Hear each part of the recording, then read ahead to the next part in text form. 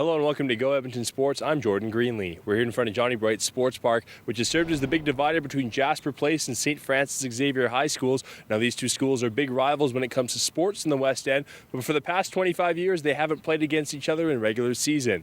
That's all changed because Edmonton Public has joined the Metro Athletic Association. I think it's a win-win for everybody. It's a long time coming.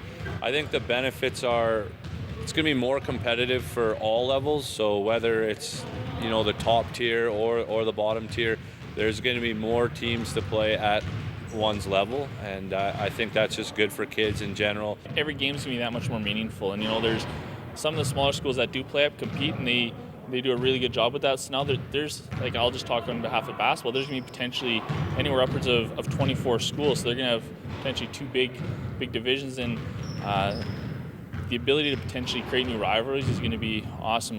For us to never be able to play St. FX right next door just didn't make a lot of sense. Yeah, and I think that's an important thing. And I think one of the things is, maybe we can switch our games to Friday nights like it used to be in the old days, and hopefully we can get lots of people in the stands watching, because it really is exciting. These kids play really hard, and there are some great athletes out there, and it's awesome to watch. The reason for the original split 25 years ago was on 19-year-old players getting an extra year to play, but that's all been changed provincially. Students are only allowed 3 years of eligibility across the province. So we all fall under the same rules, all under the same regulations. So that's really what allowed it to all happen. It was just a matter of people really sitting down and saying, well, how can we make this work? And really what made it work was the fact that Edmonton Metro has a very strong constitution. The biggest effect will be on basketball, volleyball, and football, but on the gridiron, they've been planning on this coming for a few years.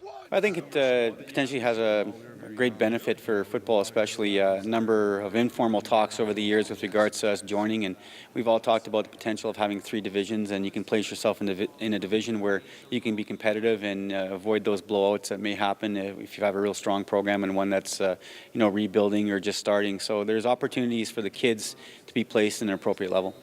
The Metro Association, now representing all Edmonton and area high schools, also will be key. Well, the nice thing is now we're going to have, if people are looking for scores or results, looking at scouting, anything like that, there's a one-stop shop now. You just go to Edmonton Metro Athletic Association, that's where all the results are going to be. So you'll be able to see all the matchups taking place. There's no guesswork in figuring out who's the number one team. Well, they're number one in that league, we're number one in that league. Play in all sports will begin for the 48-member Edmonton Metro Athletic Association this September. Jordan Greenlee, Go Edmonton.